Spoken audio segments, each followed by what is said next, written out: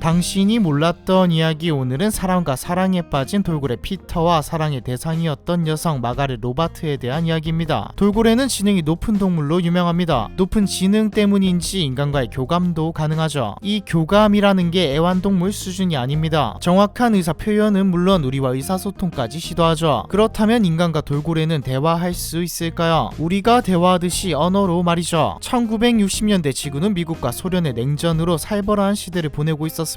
이 냉전에서 가장 중요하게 다루어졌던 게 우주 경쟁이죠. 미국과 소련의 우주 경쟁은 단기간에 엄청난 과학과 기술의 발전을 가져왔습니다. 이때 미국에서는 여러 가지 프로젝트를 만들었는데 그중 하나가 세티 프로젝트이죠. 세티 프로젝트는 외계 지적 생명체 탐사 프로젝트입니다. 외계인이 있다는 가정하에 외계인의 존재를 찾기 위해 설립된 프로젝트이죠. 돌고래 이야기하다가 갑자기 무슨 소리냐라는 생각이 드실 건데, 만약 외계인을 만났다고 가정했을 때 대화를 해야 합니다. 공동의 언어가 필요한데 세티 프로젝트에서는 외계인에게 영어를 가르치자라고 생각하죠. 그런데 어떻게 가르치지? 결론은 돌고래에게 영어를 가르쳐 보자로 결론납니다. 그렇게 1963년 존 릴리라는 신경학자의 주도하에 연구가 시작되죠. 존 릴리는 미국의 의사이자 신경과학자였던 인물입니다. 존 릴리는 이 프로젝트가 있기 이전부터 인간과 동물의 대화에 관심이 있던 사람이었죠. 가장 똑똑한 동물로 꼽히는 돌고래에는 당연히 관심이 있었고요. 특히 돌고래의 뇌의 크기를 보고 감탄하며 꼭 연구를 해보고 싶다는 생각을 가지고 있었습니다. 연구실은 카리브의 세인트 토마스 섬 해안가의 하얀 2층 집으로 지어졌습니다. 실험실은 돌핀 하우스라는 이름이 붙었죠. 동시에 우주 경쟁을 지원하는 것 자체가 애국이었고 기업의 관심도 높아서 엄청난 자금도 지원됩니다. 이 돌핀 하우스에서 실험의 대상이 된 게 돌고래 시시와 파멜라, 그리고 오늘의 주인공인 수컷 돌고래 피커와 마가렛 로바트였죠. 마가렛 로바트는 어릴 때 말하는 동물들에 대한 이야기를 많이 들으면서 자랐습니다. 근데 뭐 이건 그리 특별하지는 않죠. 우리도 동화책에서 한 번쯤 다 들으니까요. 당장 햇님 달님만 생각해도 호랑이가 떡 하나 주면 안 잡아먹는다고 말합니다. 하지만 보통 나이가 좀 먹으면 까맣게 잊고 사는데 로바트는 좀 별났습니다. 성인이 되었어도 계속 관심을 가졌죠. 때마침 로바트도 카리브해에 살고 있었습니다. 돌핀 하우스라는 게 생겼다는 소식을 듣고 로바트는 다짜고짜 차를 운전해 실험실로 가죠. 로바트는 자신이 즐겁게 기억했던 꿈꾸었던 동물이 말을 하는 세상이 현실이 되는 현장을 보고 싶었습니다. 20대 초반 한창 당돌의 나이인 로바트는 실험실의 책임자인 그레고리 베이트슨을 만나 이렇게 이야기하죠. 당신에게 돌고래가 있다고 들었어요. 영어를 가르치고 있다고 들었는데 혹시 내가 할 수 있는 일이 있을까 해서 와봤어요. 당돌하네요. 베이트슨은 로바트가 과학적 훈련이나 지식은 없었지만 열정을 봐서 도움이 될 거라고 생각했습니다. 무엇보다 실험에 진전이 없었거든요. 실제로 로바트는 동물의 행동에 직관적인 관찰력을 가지고 있었습니다. 하지만 로바트가 들어왔음에도 연구에는 딱히 진전이 없었죠. 결국 방법을 생각해내야 했는데 로바트는 엄마가 아이에게 말을 가르치는 것처럼 돌고래와 함께 24시간 함께 지내면 더 성공 확률이 올라갈 것이라는 제안을 합니다. 뭐 자기가 한다는데, 그리고 성공 확률이 0.1%라도 올라갈 수 있다면 안 할 이유가 없죠. 존 릴리와 베이트스는 그렇게 하자고 합니다. 연구원들은 아예 연구소의 2층을 개조해 로바트가 돌고래와 함께 살 수 있도록 해주었죠. 로바트와 함께 살 돌고래로는 피터가 선택되었습니다. 로바트는 7일 중 6일은 피터와 함께 지내고 7일째에는 아래층에 있는 암컷 돌고래 파멜라 시시와 함께 시간을 보내죠. 피터와 로바트는 함께 살며 교감을 했고 로바트는 피터에게 영어를 가르쳤죠. 로바트가 말을 하면 피터는 듣고 피터가 말하면 로바트가 듣는 방식이었습니다. 그런데 별로 기대를 안 했던 것과 달리 연구에 진전이 생기기 시작합니다. 로바트가 1, 2,